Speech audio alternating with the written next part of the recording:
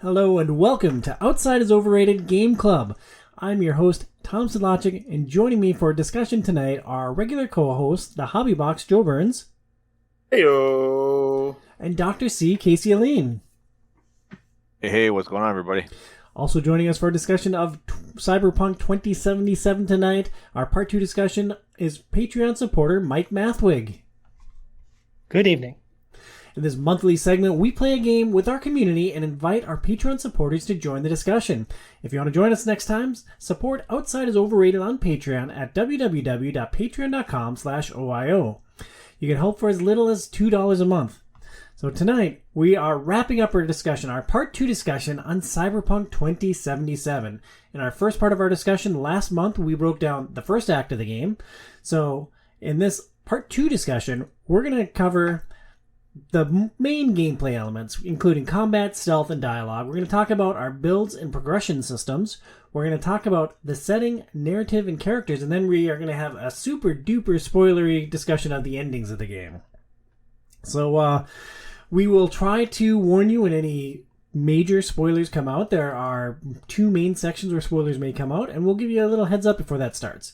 But in Cyberpunk 2077, you play a mercenary named V. You tackle a series of story missions and clear 1 billion side quests off the open world map. The core gameplay loop consists of talking to people, sneaking through bases, blasting baddies, and hacking various technologies, including enemies. Casey, which of these elements shine in Cyberpunk 2077? Everything. I think the story is really good, and I guess we'll get into a lot about that later. But some of the side quests really packed an emotional punch. I think a lot of other games don't put that much thought into their side quests and storylines. But Cyberpunk, that's definitely not the case. Some of them were, really for comedy and E&A and a couple other things, but man, some of the multi-tiered side quests had like really unexpected endings that I really enjoyed, and I appreciated that in this game. Yeah, CD Projekt Red, pretty good at making games. Burnsy. Well, we'll forget about that first year of the game, but yeah. Hey, it's awesome right now. It's awesome when I played it. Burns, what elements shine to you? Yeah, I mean, I really enjoyed the vast majority of Cyberpunk 2077 also. I think one of the main things for me that I enjoyed and also became way too distracted by were like the little to-do items that would pop up in the world when going from point A to point B. And for me specifically, I just really enjoyed, and it's the dumb little thing that some people probably don't even interact with throughout the game, but it's like the NCPD contract missions. So crimes will just pop up on the map as you're going around, and you'll get like a little sort of alert on your phone / heads up display. And so then you're just like, you look at the map and you're like, oh, okay, I gotta go over here. And you're just killing a few gang members or something like that to get some loot and cash and all that stuff. But I don't know, for me, that stuff was just way more fun than it probably should have been. And it also led to some just crazy occurrences to happen. So, you're telling me that Cyberpunk 2077 can pack up Johnny Silverhand, V, Pan all the characters, the story, all of that stuff, just put that all in a box and like mail it to Timbuktu, just give you a handful of random dudes here and there on the map, and you're good to go. Yeah. I wouldn't say that. We're going to be talking in depth about so many other aspects of the game. This was just something that I felt that surprised me a little bit, because in like open world games, it is fun to stumble across like emergent things in the world. But it's sometimes you can kind of take it or leave it. Sometimes it's a good memory or whatever. But with this, it was just like, I don't know, maybe it just sated my bloodlust. I don't know. But you just, run into a group of 3 to 6 dudes and just blow them away and loot whatever the mission symbol's on, and then you're good to go. You just move on to the next thing. And I don't know, there's just something kind of wonky about the fact that, I'm just driving down the street, park, get out, go blow a couple dudes up, and then just jump on my bike and drive again. And it's just silly to me. But it's some of the interesting things too. There was one, it was like I went there and I was gonna shoot, like, there's like these three guys standing around. All of a sudden, this car drives up and just blows all of those guys up, and there's these other dudes. So I was just like, all right, I'll shoot them and kill them, and then collect the stuff that I needed to do and complete the mission. So it was just, I don't know, weird little things like that would pop up that were pretty fun. Yeah, Burns has a lot of rage in his heart and just a need for chaos and carnage. Mike, what element of this game really stood out to you? Well, I thought everything was good, but what struck me is how good the main story missions are. Every choice felt like it mattered. The missions had weight. They had significance. And it a lot of times did really feel like you were playing Cyberpunk, the old, tabletop game, in the way the story missions played out, which I thought was really neat.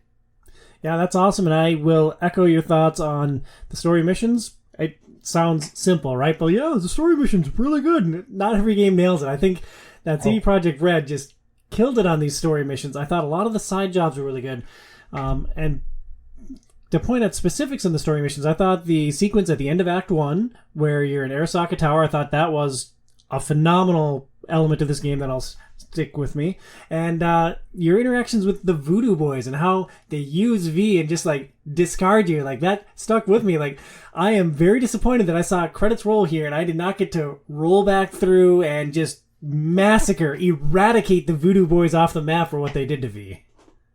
Well, it's like I told you, Tom. You just drive down there and just do it anyway. Like, the world's open. You can do what you want, Yeah, that'll be my farewell to Cyberpunk 2077. I'm gonna put the disc back in. I'm gonna drive there. And I'm gonna massacre the Voodoo Boys, see if I can get to their leaders, and I will be a very happy Tom. Well, speaking of massacring people, things, places, you spent a lot of time blasting enemies in Cyberpunk 2077. Casey, would you say that your approach or your go-to approach to combat was more aggressive, tactical, or stealthy? I'm really terrible at stealth in this game, but thankfully I am really good at killing stuff. So almost every mission, you're giving the opportunity to try to be stealthy when you go in, and I try, but like I fail miserably, usually within the first couple of minutes of the experience. Well, let me poke at that for a second. Like, what do you think was your Achilles heel with the stealth in this mission? Like, I found with a lot of the random dudes on the street that Joey was talking about, one, they were always arranged so that they were facing different directions, so it was hard to sneak up and like stealth kill all three. But what is it with the story missions that you found so challenging with the stealth? I think looking back at it, I probably did not explore the map properly, like the area, because there's so many different things, different ways to approach the boards, where I was just a little bit too linear, probably. I should have looked for vents or hacked different cameras and hacked a different camera through that camera to distract enemies and do some of that sort of stuff. And usually, what I would do is sneak up on the first guy, break his neck. Oh, look out, you got found, and then I'm just shooting my way out of it. It's like, so that's kind of what I did. And there are better ways to do it, and I know there are, but a lot of times I just didn't have the patience for it. So why did you keep trying to do that again and again then? Like, why didn't you either alter your approach or just run in guns blazing? I don't know. I mean, I think it's part of the game, and they put it in there for a reason. And I wanted to try to utilize that aspect of the game, even though I was terrible at it. Well, they put in a quick hack for distracting enemies. Like, there are electronics scattered across every board. You can distract people with, like, anything. All you do is, like, the quick hack that they teach you, the first stage in the game, you distract an enemy, you go choke them out. It's easy. Like, I'm just flabbergasted that you struggled with the stealth of this game. But you do that, right? And then the next guy sees you, I guess, unless you drag the body somewhere and hide it, which again takes more time. I don't know. I just leave bodies strewn across hallways, and I don't know. It's fun to try, but it's also, I don't know. It was more fun in the end for me to just blast my way through everything. I would love to watch you approach the Hitman series. So there's a story mission. There's a story mission where you have to sneak through like this warehouse where there's all these big parade floats, and like that's generally a pretty stealthy mission. How did that play out for you, Casey? Yeah, it was really funny. Takamura was making fun of me during it. He was like, "You have to be very careful. We don't want to alert the guards." And within like a minute, there's like elite forces coming in, and he was. I wish I remembered the the conversation, but he was just like, "You're really bad," like you're not like not saying I was bad at it, but just like he was poking fun at me, and then eventually, like when I'm still alive, he was just like, "Oh my gosh, I can't believe you made it!" So I don't know, just the whole turnaround I thought was really really funny. Like, yeah, he was not happy with me, and a lot of these, like I really loved him as a character. But, like every single mission that I was attached to him with, like he just thought I was a complete f up, and like wanted me to go a completely different way. I killed everybody I wasn't supposed to kill. I was like that sniper mission, instead of sneaking up on the snipers and trying to avoid the drones, I just whooped out my gun and just blasted them right off the balcony. Drones are trying to they're shooting the heck out of me. I'm like, whatever. But in the end, it all ended up the same. So Casey trying to do stealth and missions generally failed, and then winning guns a blazing. When I realized that this game wasn't over altogether like lethal, like I was just unabashedly aggressive. Like there is a mission where you're with Panam early on, and you're supposed to storm a warehouse, and she talks about how you need to take a stealthy approach, and you need to make sure that they don't notice you. I literally sprinted at the front gate, firing as I went. Like I didn't stealth kill a single person. I'm like, oh, okay. And so I get in there, I murder everybody, I run down, I capture the dude, or I rescue the dude, I step out, everyone respawns. I'm like, all right, good, round 2, let's have some more of this. And I go sprinting back into the fray. So when we had our part 1 discussion, I thought that stealth was a vital aspect of the game because I was playing on PS4. That version is freaking hard. The PS5 version on hard wasn't necessarily as challenging for me. Burns, where did you come in on the stealth to Tom scale? Yeah, so, and I know at the first episode we talked about how I kind of had a little bit more of a balance between them. As I got nearer to the end of the game, I was actually like doing a very stealth first approach and trying to get through as much of the mission as possible via stealth. As much as possible. And so, and it turned into, it did kind of feel like playing through like Hitman levels to some extent. Because it's like, you kind of work your way around wherever you think you're not going to get seen. And then you sort of take in account of everything, mark all the enemies so that you can easily see them even if you're behind a wall or whatever. Take and either turn the cameras onto friendly mode or turn them off after you go into the one, and then switch through the whole network to mark as many things as you can.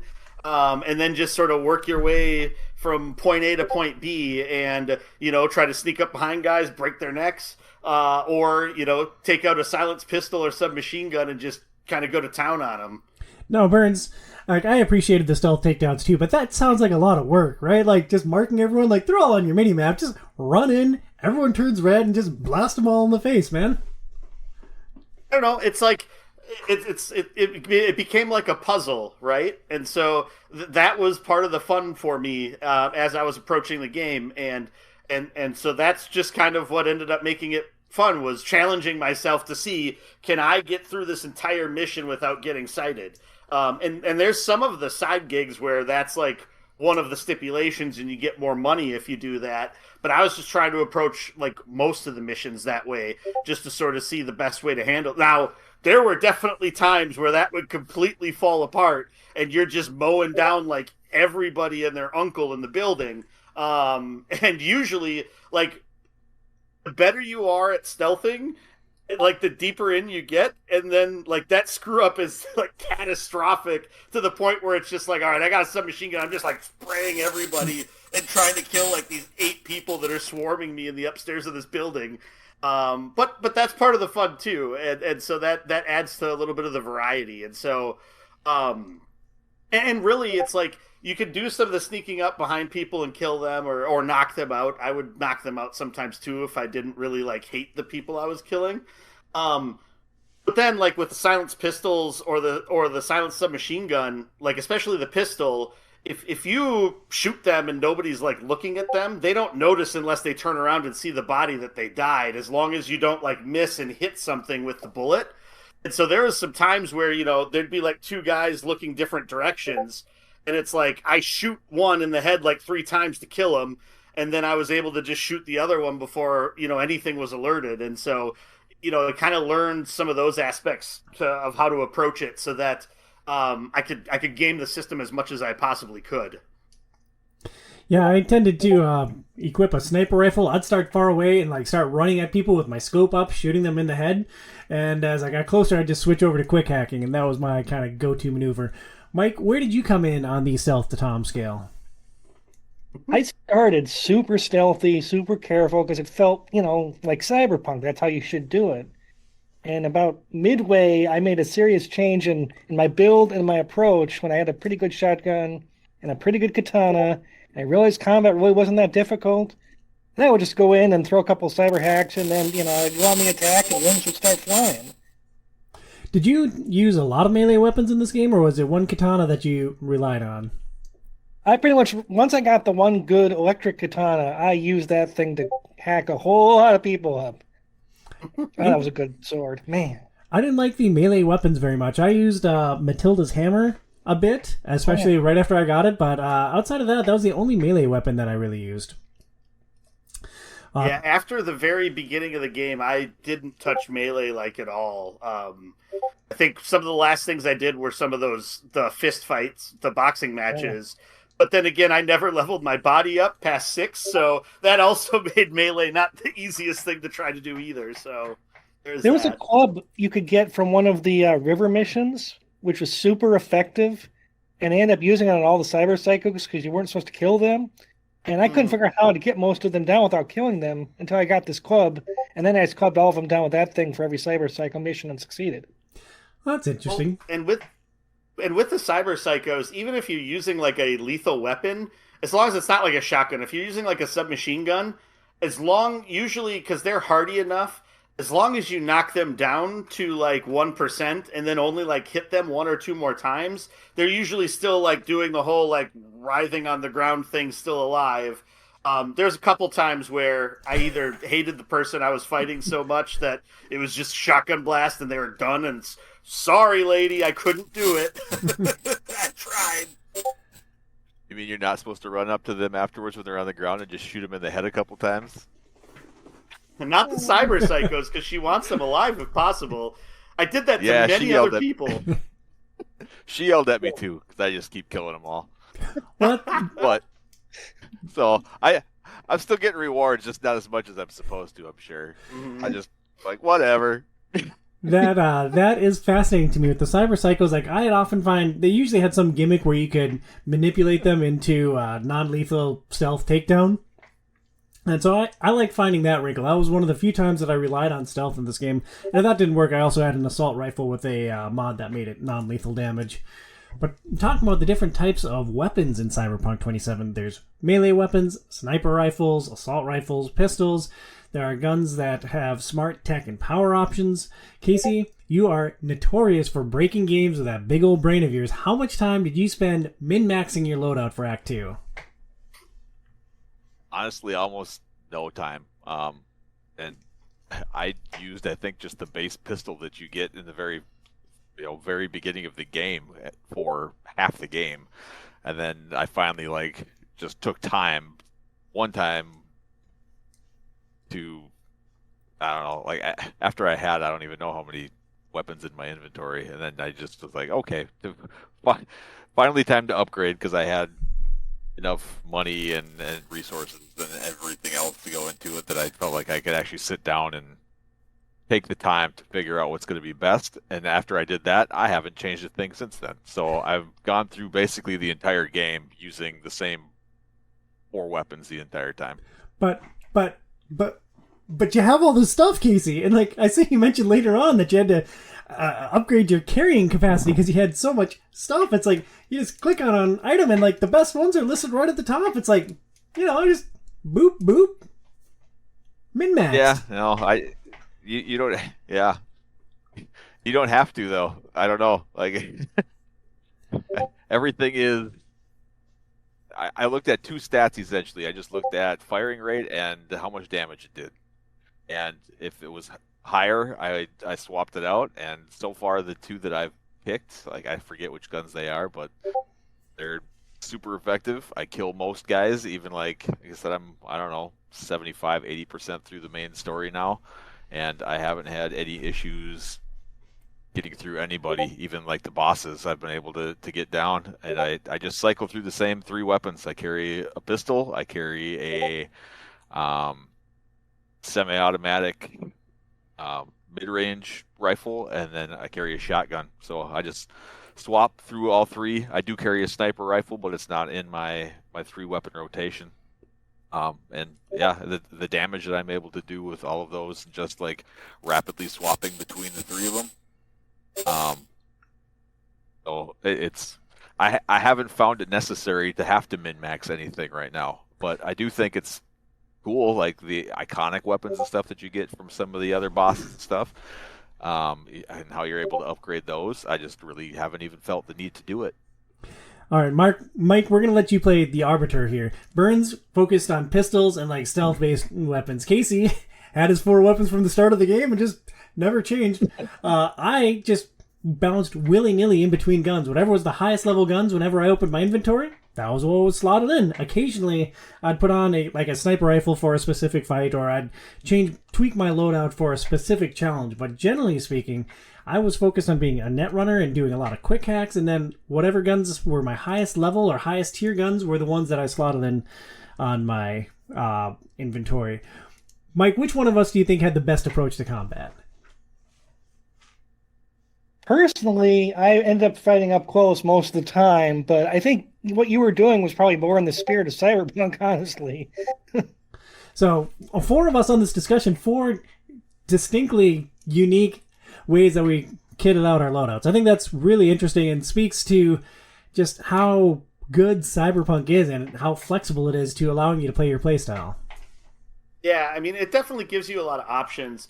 Though I did feel like as you got closer to the end of the game, especially if you're doing like a more complete type of run, it really just kind of came down to, oh, okay, I want to use this type of weapon. What's my best iconic weapon of that one? So sort by like DPS, highest to lowest, and then it's just like, oh, okay, this iconic weapon.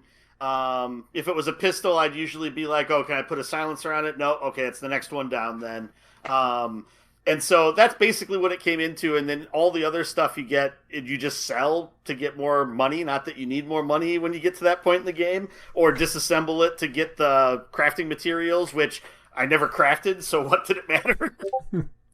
Yeah, I broke everything down because you get 2 experience points in your engineering skill for every single item that you break down. So I didn't sell anything. And I still ended up with like 900K in my bank account. Was that like 2.2 million at the end of the game? Yeah, because it's like, the highest jeez, the highest mine has ever been is like 120,000. So you guys weren't buying all the cars then, huh? Because I spent a lot of money buying cars. I bought a car. I bought one real fancy car. I bought like 15 cars and 7 motorcycles, I think. Haven't bought a car, never bought an apartment, have never bought a single weapon. Oh, I bought all the apartments too. That's just, I'm just broke. What did you spend your money on? Did you play Cyberpunk 2077? Like, did you actually like fire it up, or did you? I don't understand what's happening here. All my money's gone to cyberware, so I don't know how much you guys have equipped, but I have every single slot of mine is full. So like, a lot of my cyberware was like $45,000 just base price when I bought it. It's ferociously expensive at higher levels. Yeah, well, yeah, so that's where all of my money has gone so far. I think that cyberware is really interesting. You have tons of options to like customize your loadout with cyberware on your avatar. Casey, what upgrades did you actually prioritize with that cyberware? You mentioned that it was a key expense for you and a key part of your loadout. Yeah, it's kind of all over the board with it, to be honest with you. I didn't really specialize in one thing per se. I wanted to just kind of like hit a lot of different areas, but the most of my boosts were to damage for myself or damage mitigating. So increasing weapon damage and then just either increasing my health or my base healing or just stacking armor. So just making it really hard to die. And then I also had a couple pieces where I increased carrying capacity because I don't know if you guys ever experienced being overweight, but it really sucked when you get overweight. You can't even like you're at a crawl and you have to like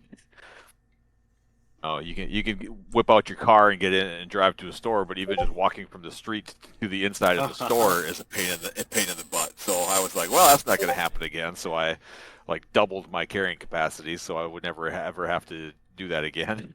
And then I can't remember one of the other things that I did, but yeah, it was mainly damage boosts and decreasing damage to me were my main focus.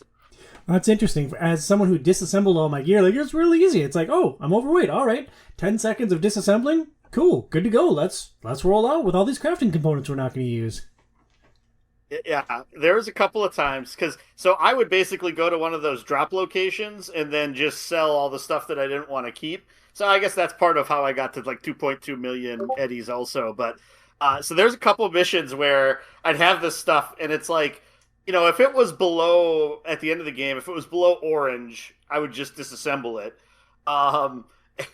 There's a couple of missions where I'd just basically get out the door of where I was at and then summon my motorcycle and trundle over to it, drive it like right up to one of those drops and get off of it, and then just sell a bunch of stuff.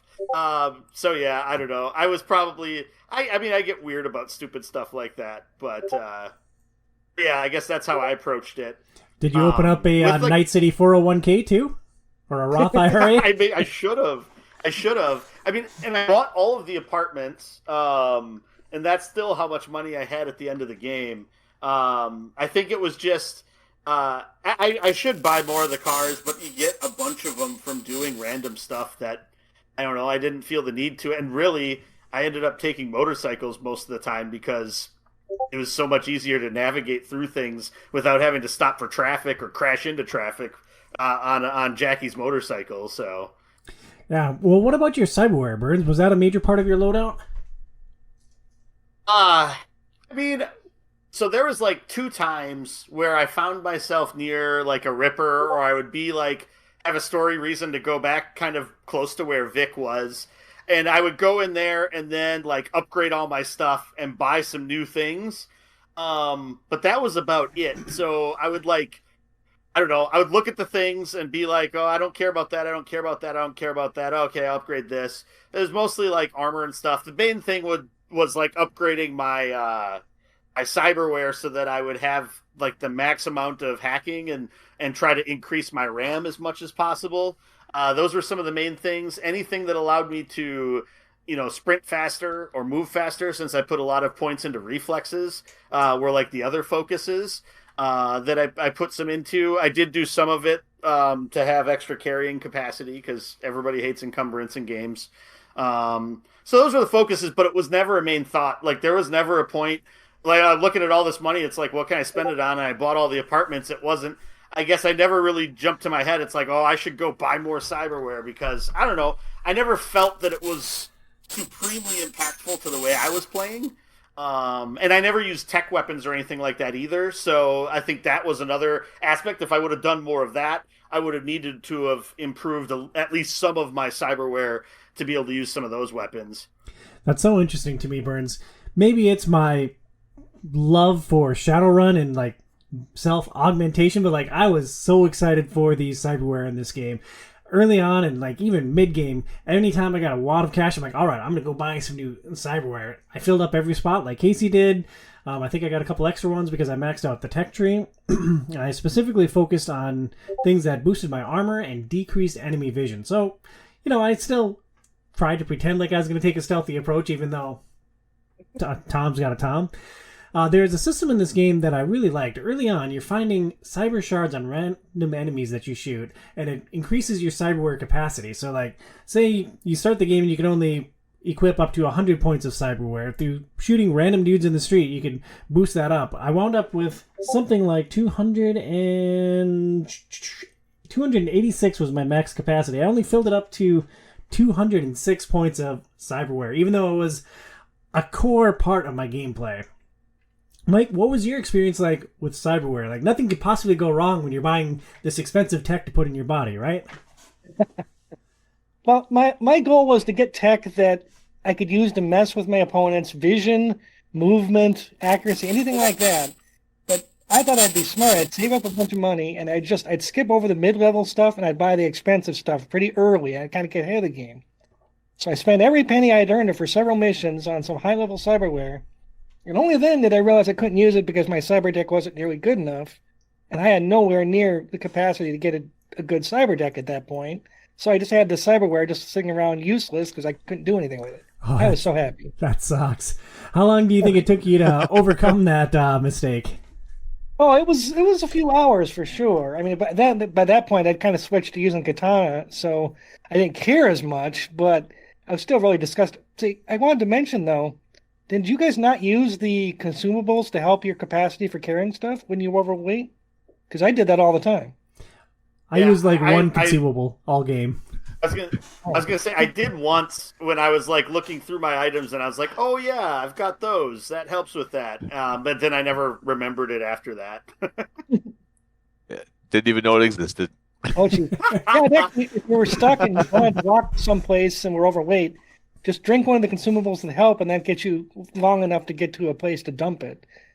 That's what I would do. There's a ton of consumables I didn't use. I think they overdid their consumable options by quite a bit, honestly, because most of it wasn't really necessary or useful, but I thought those were useful. Not me, I just burned all that gear.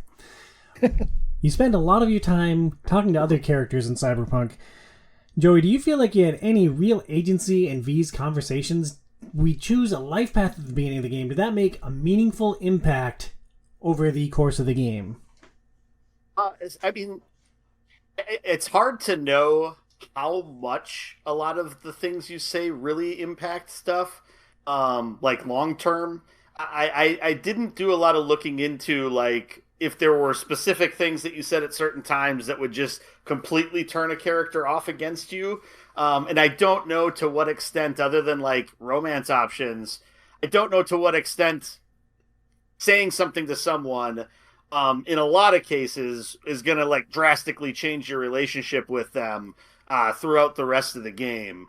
I will say that there were definitely some missions where certain things that you said definitely impacted what would happen. So there's a mission when you're doing Judy's sort of side mission, main mission path with like the cloud stuff. I think it's called Pisces. And you're basically helping the gal that was like running that club to try to take over the club. And I definitely said a couple of things because I didn't like what she was saying. And that didn't necessarily go the way I thought it was going to go going in. And even Judy was a little taken aback afterwards. It's just like, yeah, things didn't go well. And it probably didn't help that I went like the extra level of RP because I was so pissed at these people for being heels that I like picked them all up and threw them off the building. Like after I got done, I'd like pick them up, walk down, and like out the patio, just chuck them off the building. So yeah, because they had it coming, but I got a cool sword out of that, so there's that at least. But that's kind of the example that I was shooting for here too, Burns, because in that scenario, you're talking to that character after taking out the like Tiger Claw upper bosses, and she's trying to assume control. I wonder if there's any way to talk your way out of that situation, or if you just have to fight, what was her name? Maiko? Something like that, yeah. That's the thing I don't know. Like, I don't know if there was a way where she still like was playing nice with you guys at the end, or at least you were at least coexisting, and you didn't just like slaughter her along with the other Tiger Claws. I don't know if there was a way out of that. Yeah, but it felt like the things I said spurred that on. And so, I guess whether it actually mattered or not, who knows, but at least it was something. And I think with this, with the life path options, at least with the Street Kid ones, I felt like there were instances where it fit in with what was going on, especially since you're doing so many missions like in and around like Night City. It felt like they added meaningful flavor to things, and there were definitely some like a side gig that I remembered where I was able to use a Street Kid response to convince the guard to let me in, instead of having to like sneak in some other way or shoot my way in. So there was that too. That I think it played a part in some of those missions to at least make portions of it easier. I would guess maybe the other backgrounds, if you're doing like nomad things, or if you're doing like corpo related stuff, would maybe help some too. I'm not sure. So if I'm hearing you correctly, you're saying that we have no agency and you don't care because it's well done. In Tom parlance, yes, exactly. Yeah, nailed it. Casey, did you feel like you had any agency in this ride?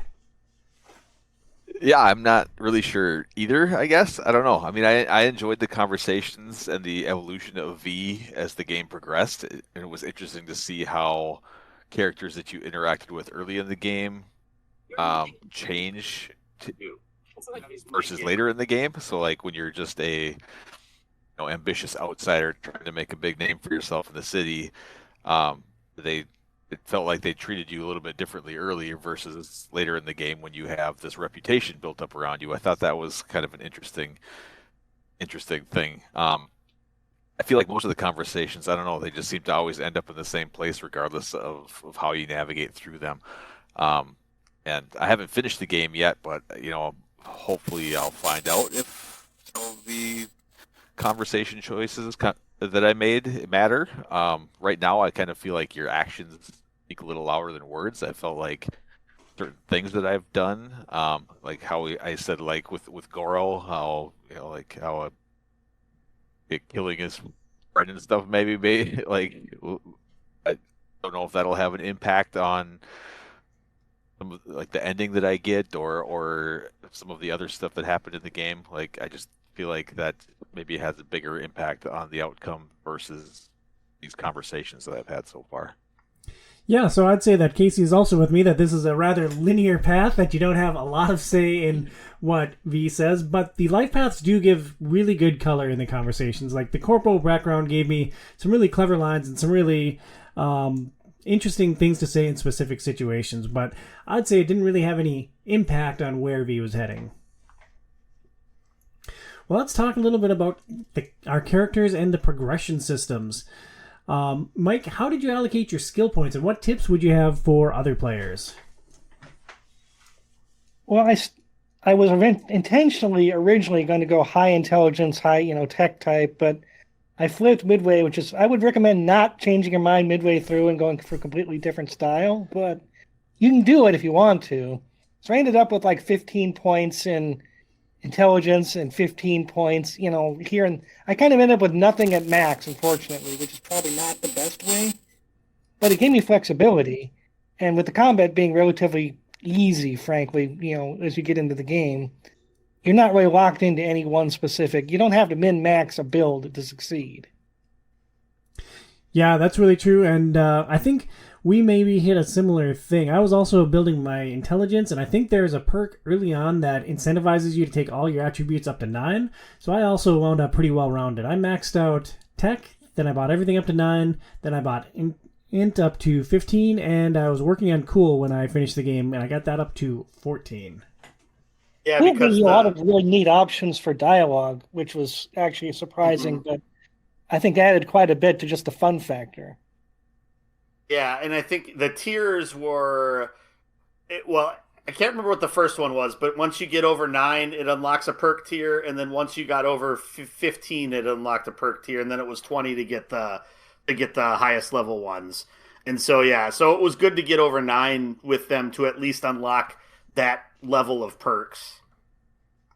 And Casey, how do you spend your points? Mostly technical ability, so I maxed that one out, and then I'm so far split even between cool and body, and the other ones I've just kind of thrown away. Like right now, I only have 4 points into intelligence, so I'm not very smart. Stealth troll. Stealth troll lives again.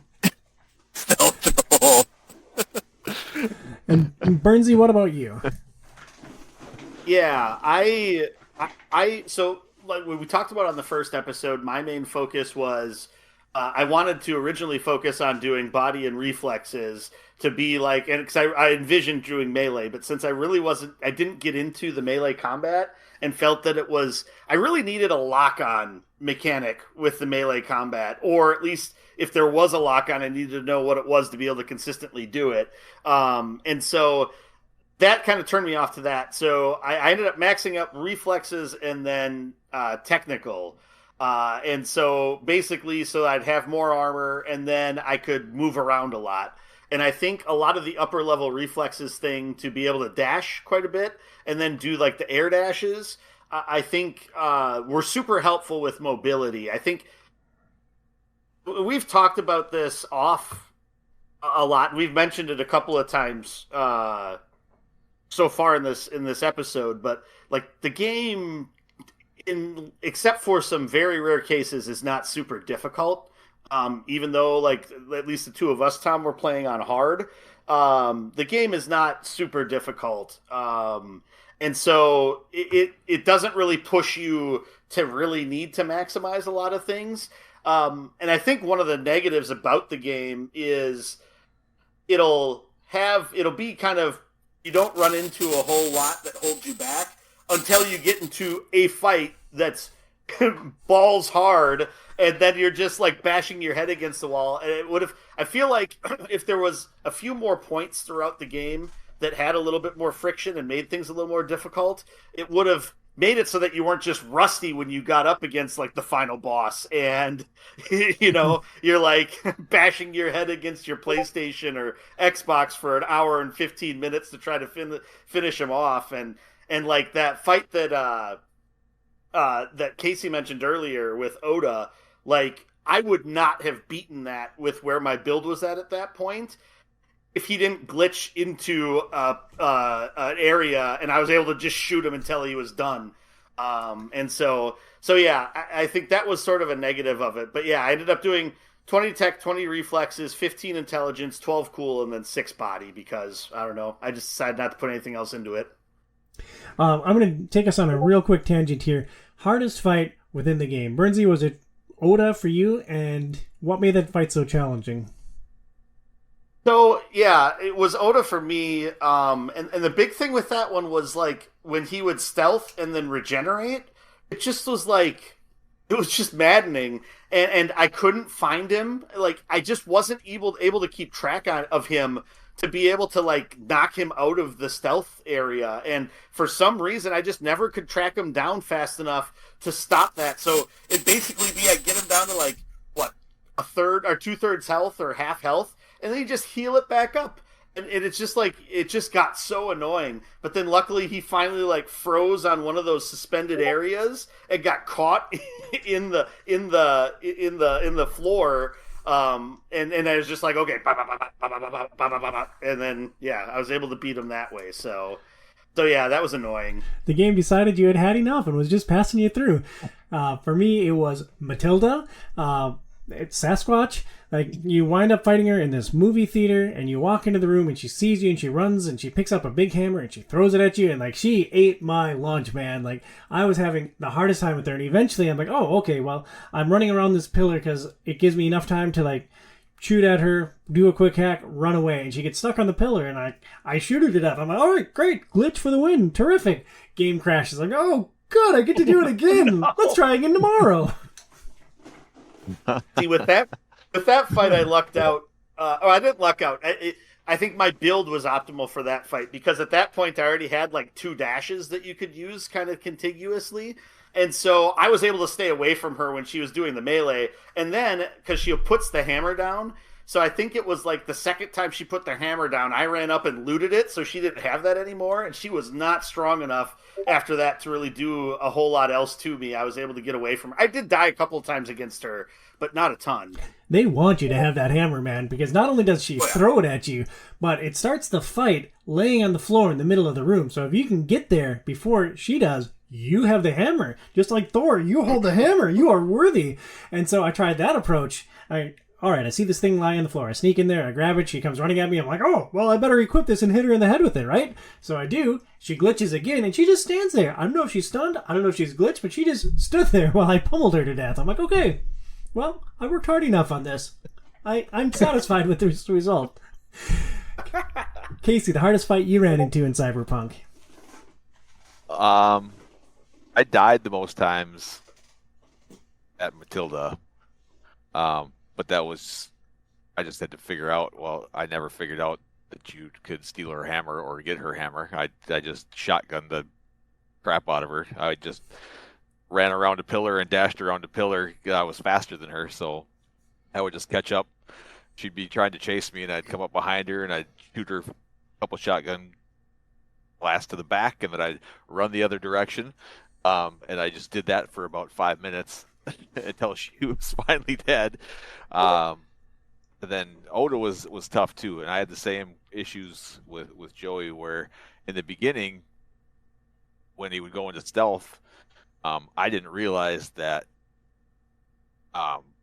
you had to like chase and search rooms. Like it said, like look for the light. So I like went up onto a platform, and I was like trying to watch and see, like thinking he was gonna like move by, and like I could not figure it out, and it was just super frustrating in the beginning.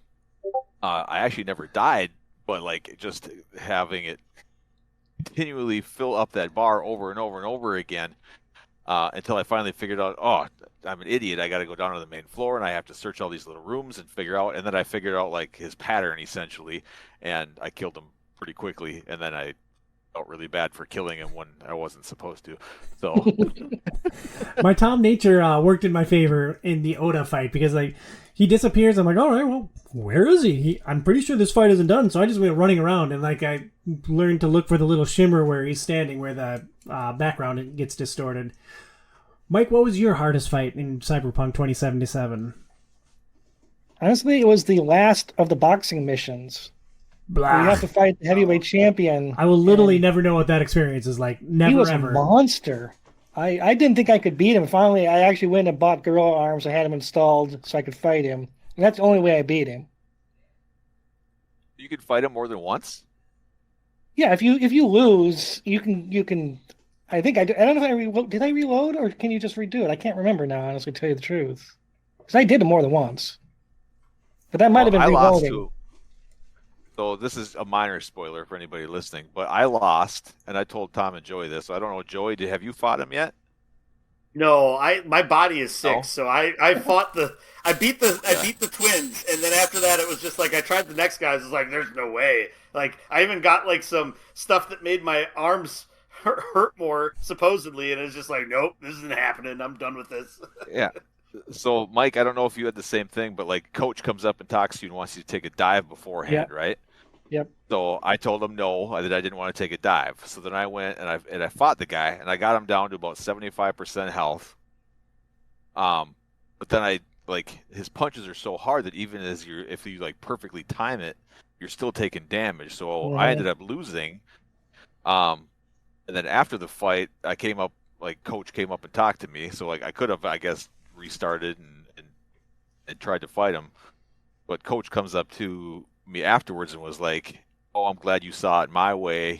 Thanks for basically taking the dive." So then that's actually where I got most of my money, because he gives you $75,000 for taking a dive if you lose. Maybe I should have done. So you can actually beat him though. I only did it by getting the arms added. Even with my body, I was like body 15 at that point. And I'd kind of worked on the blocking and stuff, and I still couldn't beat him until I got those gorilla arms attachments, because he just seemed to not take damage from a lot of your hits, even though supposedly his stomach, I think, was his weak point. But I didn't seem that weak.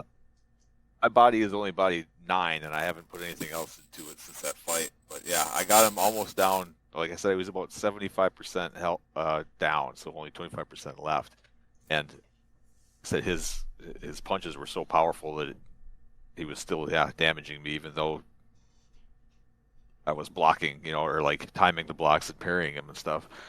And so that was my experience with that. So I ended up finishing it even though I lost, and coach was like, "Oh, that was an amazing fight," and like I got rep for it, I got paid for it, so very interesting. I am content with having never completed the boxing quest in this game. Like I saw the credits roll, I'm good.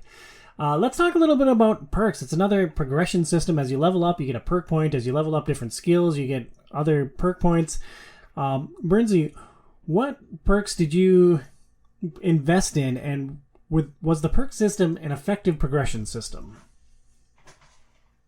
I think the perks were helpful. I think without the perks, you don't really have enough context to make informed decisions on what of your skills or what of your attributes you're going to increase. I feel like because that really helped you to sort of understand, okay, these are the types of weapons I'm using.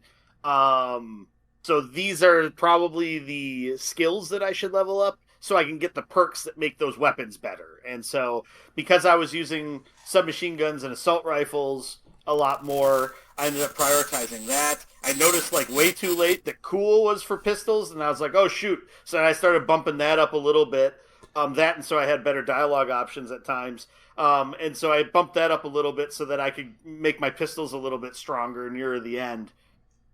It's funny. I was prepared to come in here and poo-poo perks in this whole session because I didn't think they provided that much of a benefit. And so just before we logged on here, I jumped onto my save file. I looked at how I built out my character. I'm like, oh, it's all cyberware and it's all RAM recovery. Oh, okay, yeah, I use that. I use that every moment of every fight. So yeah, perks are good.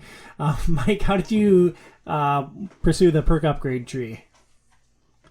I actually, I kind of oddly enough went for some of the perks that gave you a better car, like defense and more damage against cars, because I was a nomad, so it kind of felt appropriate. And actually, when you're on those missions outside of the city, being able to blow up other people's cars quicker was hugely helpful. And having your car not be as easy to blow up was also hugely helpful. I don't think anyone ever blew up my car.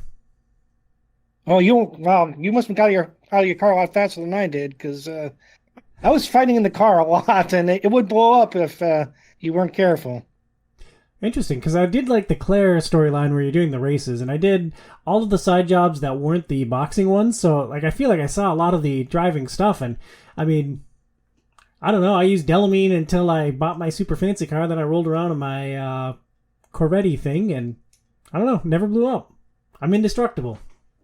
Did you get any of the cars that had weapons on them? Yeah, I got Johnny's. I guess I used that a little bit too, but mostly it was Delamine in my fancy car.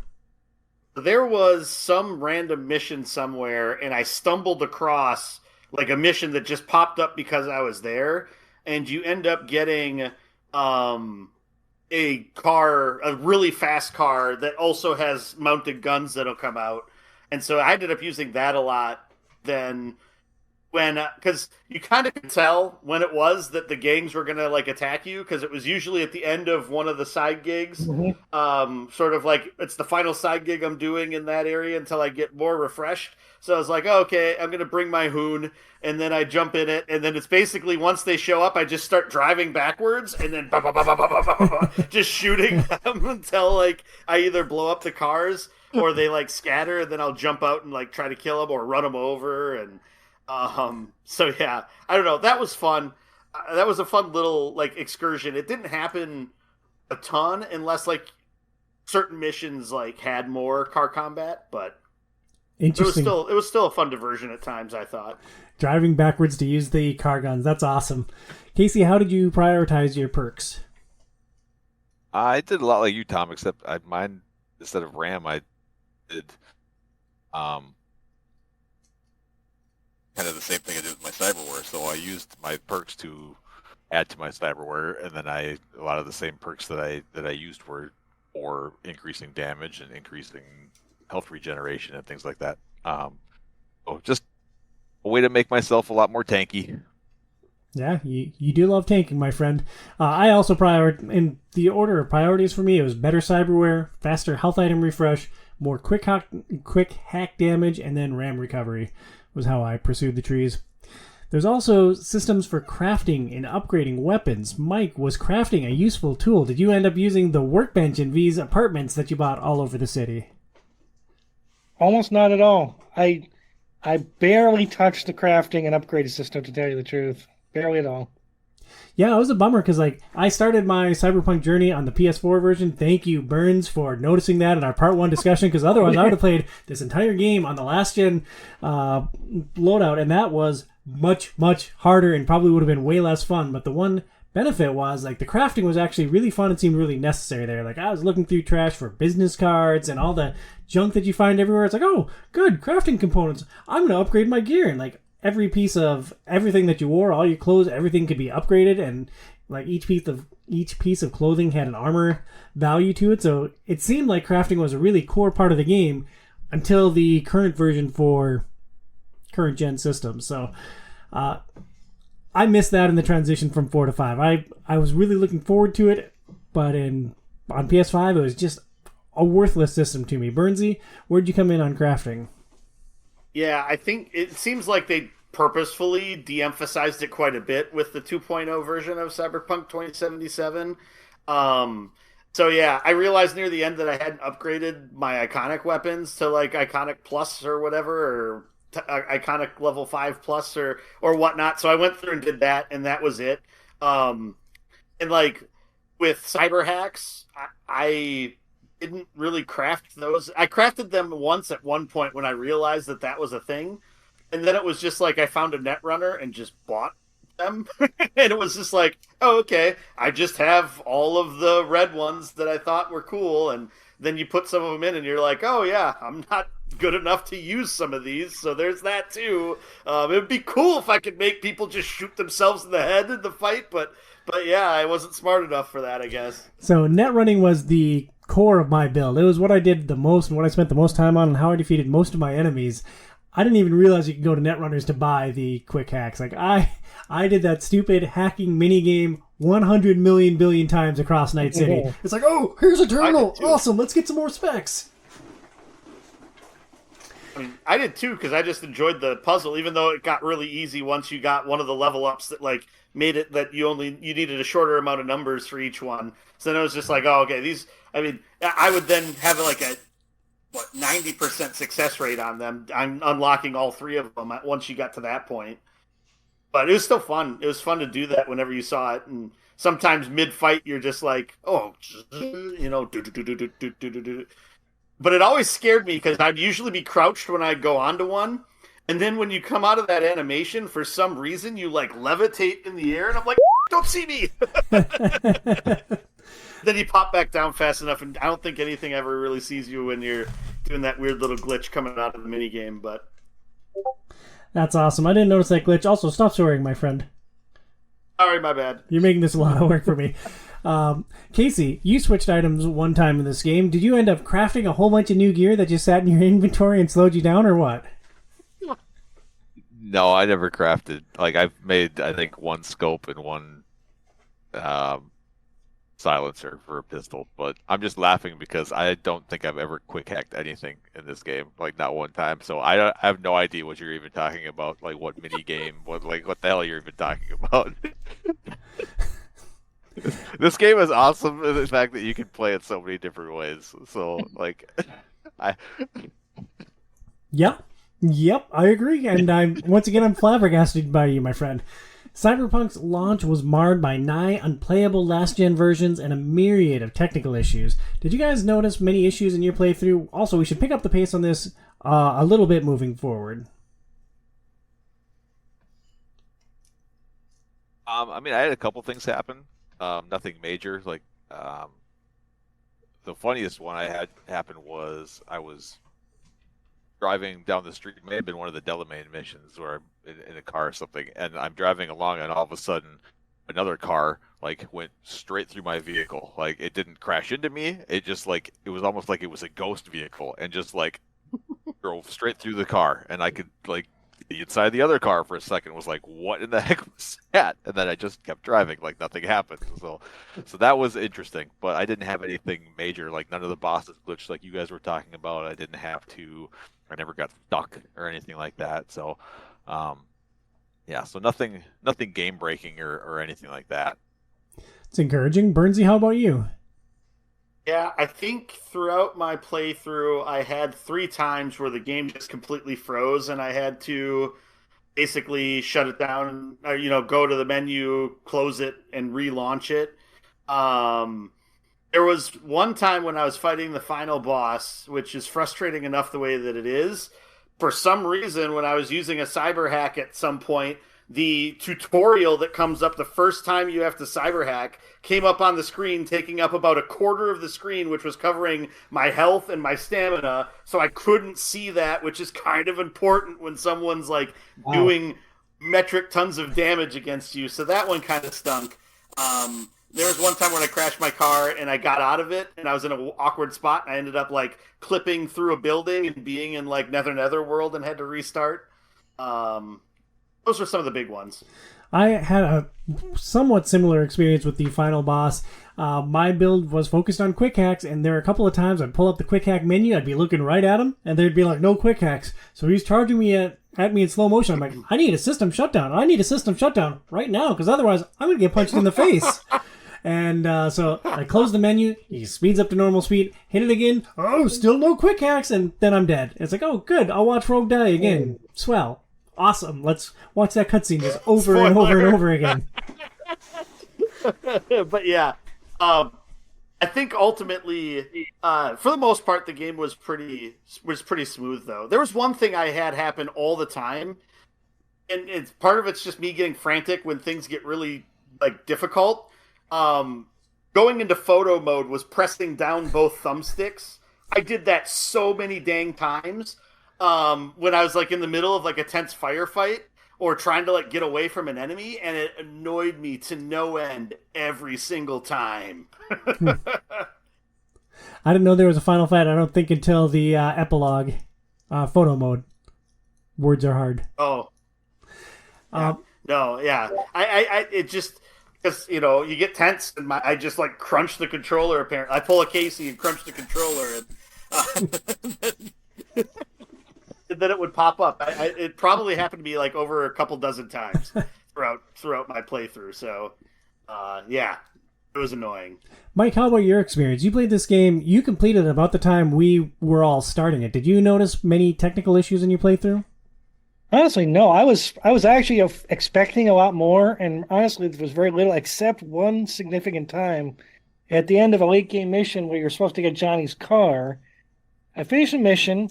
I do the thing to open this shipping crate, and I open it up, and it's empty. But the game is telling me there's a car there, but it's empty. I end up having to replay the entire mission to get the car to spawn Yikes. properly, which was annoying, but not the end of the world, but was annoying.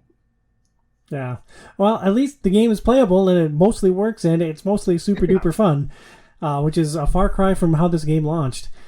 Cyberpunk 2077 presents a dystopian vision of the future with themes of corporate control, inequality, and technological excess. Burnsy, does this game include any meaningful commentary on societal change? We're going to get real here for a second, huh? I think on a surface level it does, but I think it almost says, I think it almost has just more to say about like just the people in general. So like the people that fight against that, or the people that like fight for power in that whole thing. I think it's a lot more about, it's the game seems to focus a lot more on like the specific people and the decisions they made, or them realizing the mistakes they made and how to become better. Like especially like Johnny, you see a lot of that. And then in some of the people that you're up against, or that are like your companions, in a lot of times, you get a lot of that sort of them realizing like the error of their ways or how they need to become better, so to speak. I think you see a lot of that in like Pan Am, especially in like the El Decaldo's missions. So I feel like the game made a very purposeful choice to focus. I mean, it does a good job of setting up the wide setting in general, but I think it made a choice to focus much more on like specific people and the reasons why they did the things, or that they did and got into the situations that they got into, and then how they were able to change, at the right point to sort of get out of that situation and learn the error of their ways, or in a lot of cases didn't change fast enough, got in too deep, and then died because of it. Because there's instances of that throughout the game also, which I think is really interesting. And so I think it focuses much more on that instead of the global scale of things. So it focuses on our humanity, even though we're all a bunch of androids running around. Huh? Yep. Yeah, breaking it down into Tom speak. Casey, your thoughts on the commentary on societal change? Yeah, I think it's like, I don't know. I just think it's kind of a stripped down version of society where you're just kind of seeing these massive extreme at both ends. In this world, you're either a corporate beehole or you're a bottom feeder, and there doesn't really seem to be this middle class that exists as of right now. And I think like in our world that could potentially become a reality. Things just seem to be getting more polarizing, and it's just kind of a warning for the direction that things maybe seem to be heading. I just think like the rich keep getting richer, the poor keep getting poorer, and 50 years from now, who knows what those extremes might be like. I don't think we're going to live in this dystopian, torn down crap hole, but you really don't think that? You never know, I guess. I'd like to think not, but it's kind of a scary picture, and I think it's kind of a warning to the like this could become a reality at some point in time if things keep going down some of the paths that we're going on. Yeah, the Weyland-Yutanis and the corporations taking everything over is a pretty common theme in sci-fi. I thought what made Cyberpunk so interesting was the reliance on cyberware, and everyone's obsession with sculpting their perfect body was really interesting. Like, not only can you control the way that you look, but you can also control what your body can physically do, and it seems to be a core focus in the game. It's like, no matter how life changes, we're going to remain super narcissistic and extremely focused on what we project outwardly. Mike, do you have any thoughts on the commentary on societal change?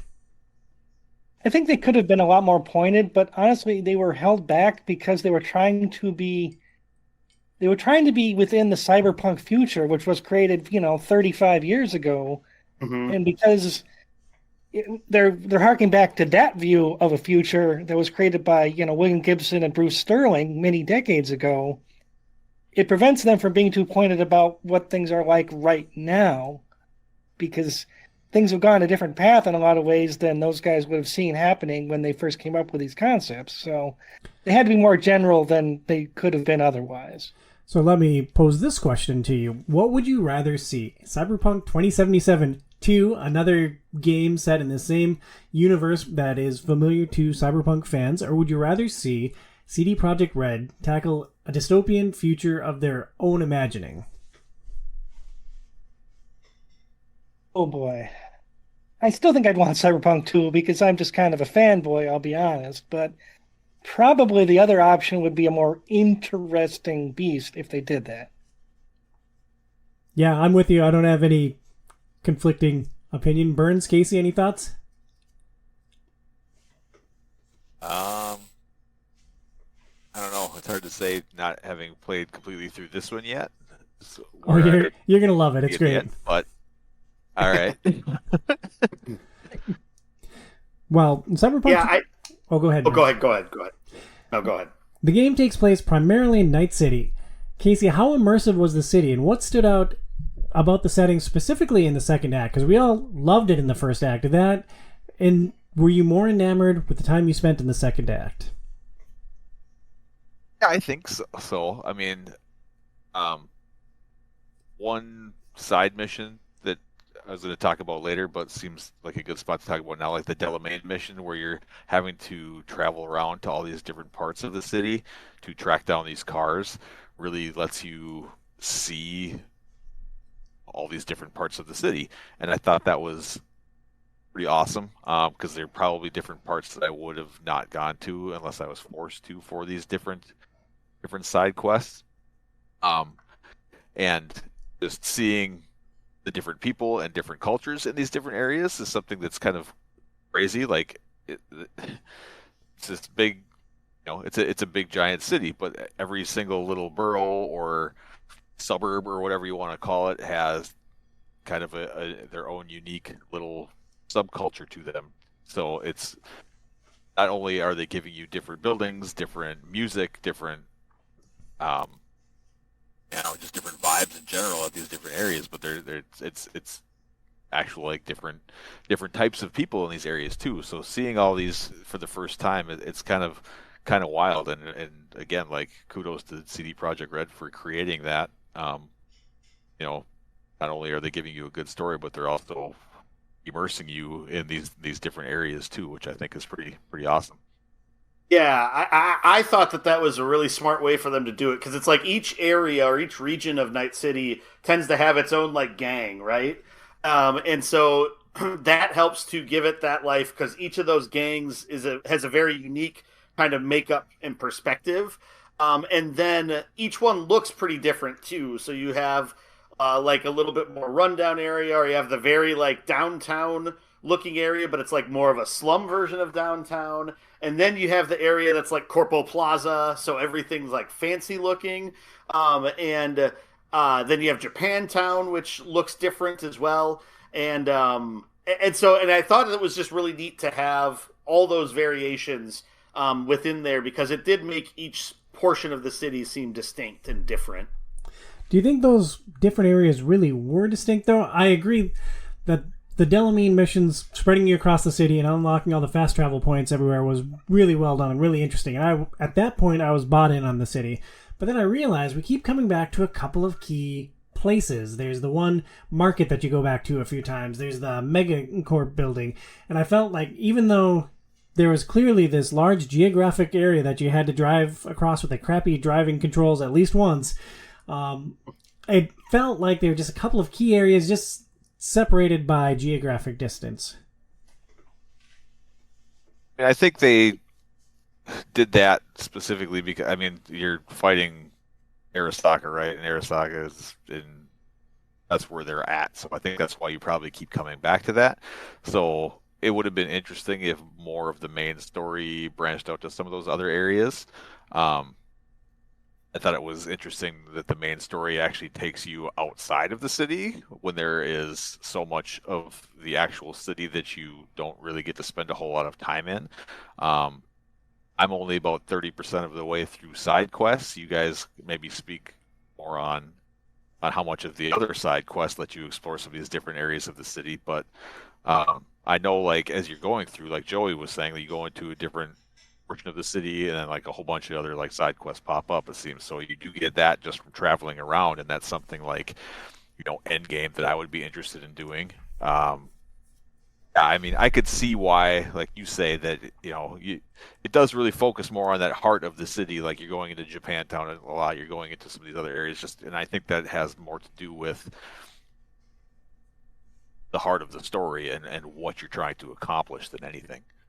And I think maybe part of my issue is just my frustration with the fast travel system. There's these fast travel points all over the map, and I want to do a side job like bottom left of the map, and I'm like, oh, okay, that's really far. Driving stinks in this game, so I don't want to drive. Where's the quickest fast travel point? All right, I'll run 3.5 blocks over here, jump over this fence, hit the fast travel point, and then I can run 3 blocks from there. That's better than driving. So maybe that was just my frustration that I spent a lot of time on foot when I didn't necessarily want to. I mean, I drove most of the time of the game. I used fast travel at different points when I was trying to get through a bunch of things quickly.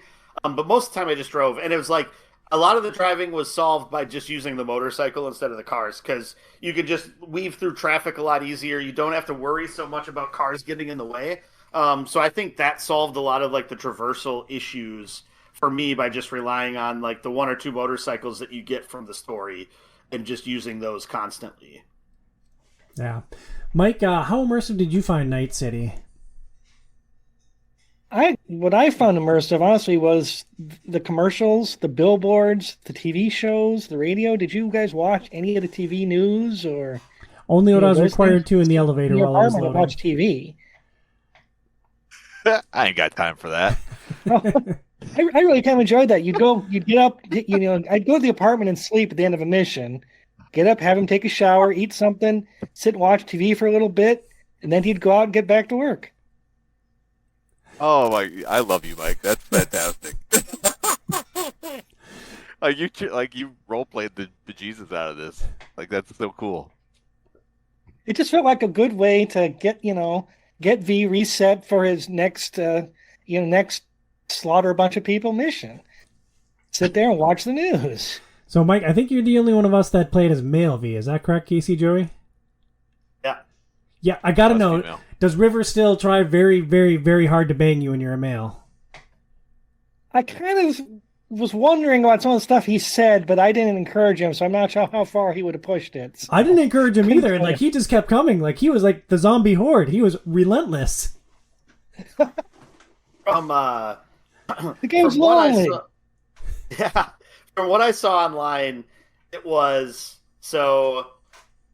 If you were female V, it was River for a male or Judy for a female relationship. And then if you were male V, it was Pan Am for a female relationship, Carrie for a male relationship. All right, I'm gonna replay this game as a male just to hook up with Pan Am. Oh, I thought you were going to say Carrie.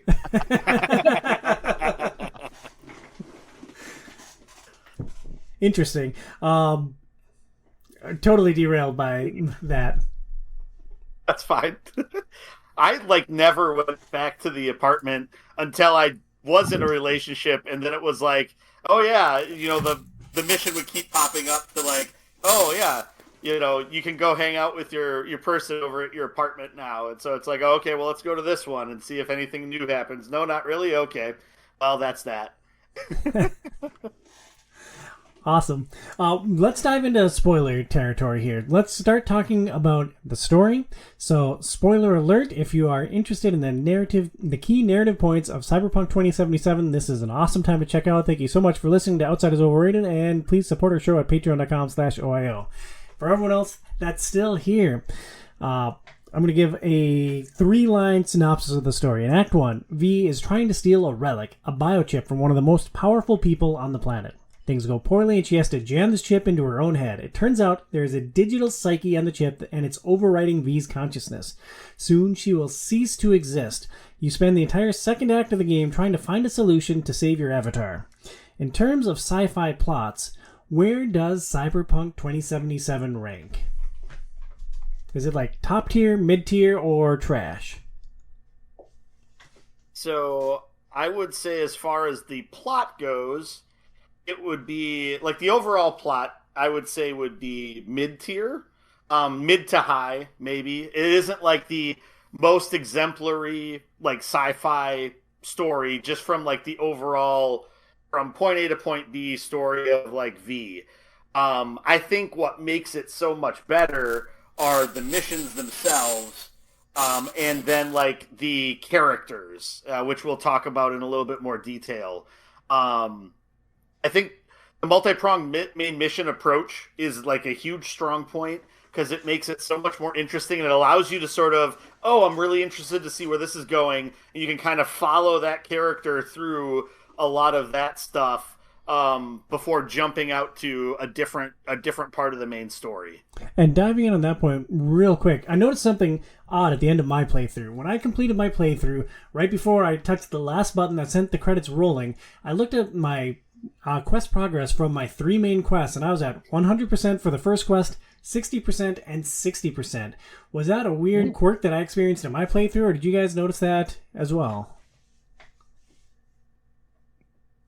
I never look at my progress percentages, I guess, so I don't know. That's strange, though.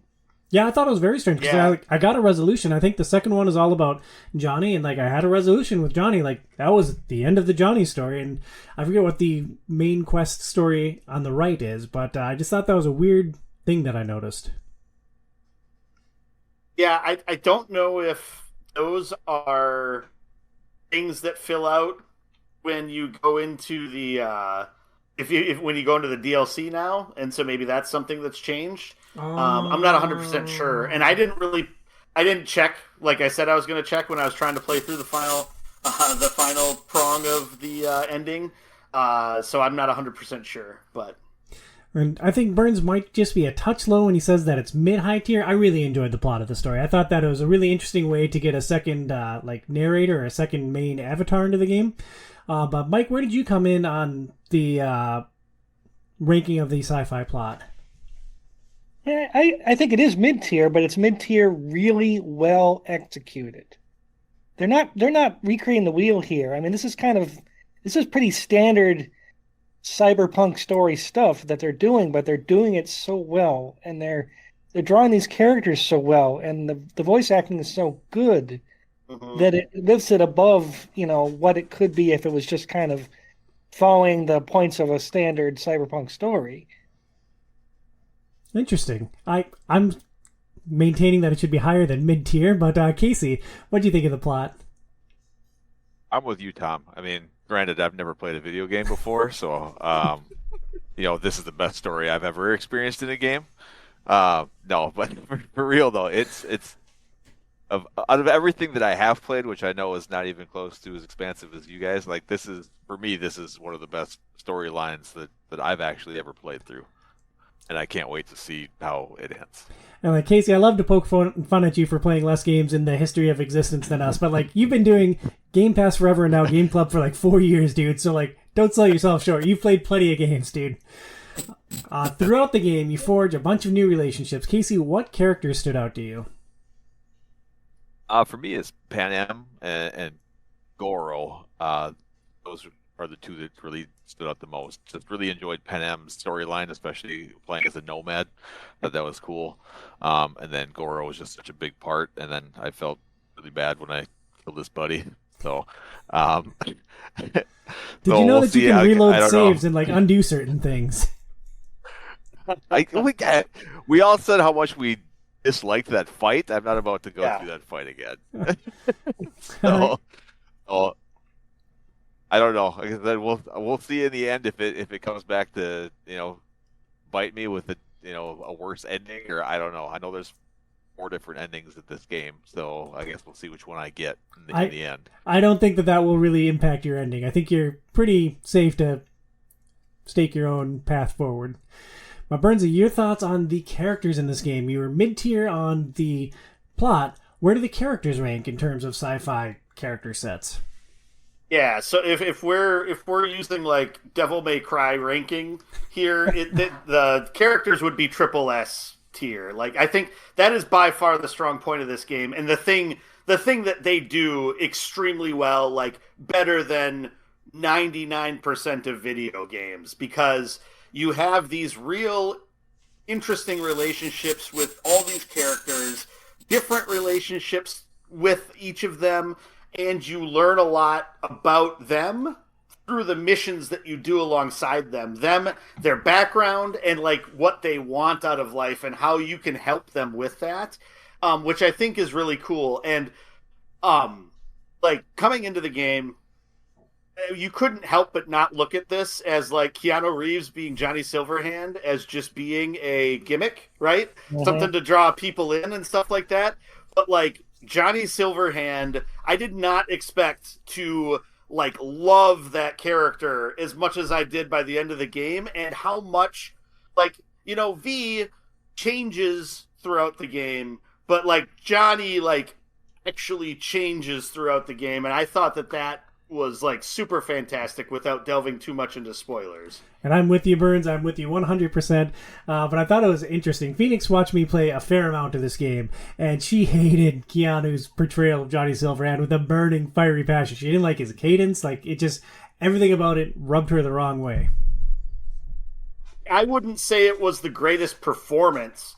I still really loved the character. And I thought the character was really interesting, the entire arc that Johnny Silverhand had from beginning to end, and especially his relationship with V, and how that evolves and changes the relationship, and also changes him, which I thought was really cool, and some things that they do with that as you go through the game. I thought was awesome, and that is what makes Cyberpunk a phenomenal game in my mind over everything else that we talked about. Casey, did you have a point to add on before we kick it to Mike? I was just gonna say Phoenix didn't like everything everywhere all at once, so her opinions are like, you know, Shots fired. yeah. Yeah, I'll tell her you said that. I don't think you're invited to the 4th of July barbecue anymore. Mike, what character stood out to you in this exceptional game? Honestly, and this is a weird one to say, but Jackie. You know, we don't get a lot of time with him, but he was important to V into the story, and they did a really good job of making him somebody you did feel terrible when he was killed. Yep. And then his mom calls me, and I realized I didn't send his body to her, and I felt just sick to my stomach. I was like, oh, crap. And I felt bad about that the rest of the game, that I didn't send Jackie home to his mother when he was dead. Well, what did you do with it? Did you just think about that? Did you just tell Delamain to incinerate her or what? Yeah, I did. I was like, well, I was panicking. The mission had gone bad, and Jackie was dead. And I'm like, yeah, Delamain, you take care of it. I thought that was the easy choice. No, that's wrong. You're a horrible person, Mike. Then you just went back to your apartment, you took a shower, and you went to bed. I did, actually. Ultimately, it doesn't matter what you did because the plot directs Jackie's body wherever it goes anyway. So there is that. No, actually, also, no, that's not true, though. I missed out on something by not sending Jackie home to his mother. I found out later. Was it his really? motorcycle? There's a unique weapon you can get from doing that eventually that I didn't get. I couldn't get. Oh. Was that the Forgotten Son quest line? I don't remember the name, but I was curious about it, so I looked it up, and yeah, there was something I could have got if I'd done that I couldn't get because I didn't. Interesting. We might have to talk about that again in a little bit. I agree. Most of the characters were excellent. I love Pan Am, and it was weird. I had this video game crush on her, and Phoenix kept coming down, and every time she came down, it was a Pan Am mission. She's like, is she the other main character in this game? I'm like, no, you just have phenomenal timing, honey. Go away. This is my time with Pan Am now. I love you. See you later. Did she watch you do the tank mission with Pan Am? Yeah, she did. Oh, nice. I thought Pan Am was great. I wound up not... I'm not going to say that right at this second. I love Pan Am. I was in a relationship with Judy. I thought this was curious. What happened to Takamura to Goro? Because he sets you up for the meeting with what's-her-name at the restaurant. And then I never saw him again. It's is there any resolution with him? Where'd it go? Well, is this? I don't want to talk about it too much if this is something that's past where Casey's at. Not spoil things for somebody. Sure. Well, we can get into that a little bit more after Casey drops off, maybe. Let's move on to some side jobs and stuff. There are just oodles of side jobs, gigs, just things to do in this game. How much of the side content did you guys do? Mike, we'll start with you on this one. How much of it did you do, and what stood out of all the things you could do in Night City? I did most of it. I didn't do the police stuff. I didn't like the police early in the game, so I said, screw it, I'm not helping you jerks. But I did just about everything else that you could do. And there's two things that stood out. One was the noir mission you did with Johnny, where he was making fun of you the whole time, but it was done like a Raymond Chandler story, basically, where you're following this lady to see if she's cheating on her husband, and Johnny's just mocking you constantly. Yeah. It even had Raymond Chandler in the quest name. I thought that was a great touch. Yep. I also love that one. That was a phenomenal moment. But the other one was the crucifixion. Did you guys do that one? Yes. Yeah. Yeah, that I didn't know how to feel about that. Places. That went places. Oh man, I did not expect that to be what it became, and I'm still not sure what to make of it. That's probably a good thing. I'm not a particularly religious person, but it's as I was nailing him to the cross, I'm I legitimately don't want to do this. Why am I crossing this quest out? Why must I cross all of these things off the list, except for boxing? Why? What is compelling me to do this thing that I don't want to do right now? Just thought to publish this gal was cute, so I was like, all right, I'll help you out. Give me a call later. Well, but he made his choice. Eventually, I'm like, if this is what he wants to do, and I did say it would help him, so I guess I felt obligated to see it through. But man, that was a weird feeling. Yeah. It was. Mike, I forgot about that until you mentioned it. Do you tend to be a completionist in games, Mike? Are you obsessive about crossing everything off the list, or was this game special in the way that you approached it and doing almost all the things? If I like the game, if I really like the game, then I really like trying to knock out almost everything I can do without, completely going crazy. And I like this game a lot. So yeah, that's if I don't care that much about the game, then I'll just do the main story and a little bit of side content. But the games I love, man, I'm out there, I'm trying to nose out every mission I can do and get all the stuff I can get just because I enjoy being in the world of the game. And then Bernsey, I know that you are wired similarly. Is it just for games that you love or just for games that you get invested in? Like, I know that you did a lot of stuff in Cyberpunk. What is kind of your threshold for when you invest that amount of time in a game? Yeah, I mean, so if I really like a game, I do want to try to see as much of it as possible to get like the full experience, which is why after I finished Cyberpunk, I went through and like played all of the endings because it's like I really want to see how this branches off, like what each decision means and what that sort of adds to my full understanding of these characters. And so, yeah, I really like to do that depending on how easy or hard it is to do that if I really like the game. And then as far as missions that stood out to me, there is a mission with the side gig with a schism is what they call them. They're basically the like vending machines. And it's this vending machine that is like just really friendly and overly talkative. And each mission's like 2 minutes, 3 minutes of just going there talking to Brendan, which is the name of it, as you go through it. And it's like that one, like for the little bit of time that you invest in it, has just like such a really interesting, just overall storyline and it's kind of fitting with all the AI stuff that's been going on recently too. It was just super fascinating, and I thought that it was a really neat thing to sort of follow that arc through with Brendan, and I thought that was really cool. And that was one that really stood out to me, especially for just how impactful it was for being super short. Mike, did you have a comment to add on that one? Sorry, I muted myself. No, I just didn't encounter that thing, so I'm like, wow, that sounds interesting. I wish I'd met that. It's just machine. outside the mega building. You go there like 100 million times. I guess I never looked at the vending machine outside the building. It's got a side job marker on and everything. I agree with you, Burns. That was top tier. That was great, and like it was just a fun, wacky, random thing amongst this overbearing world where everything's going against V.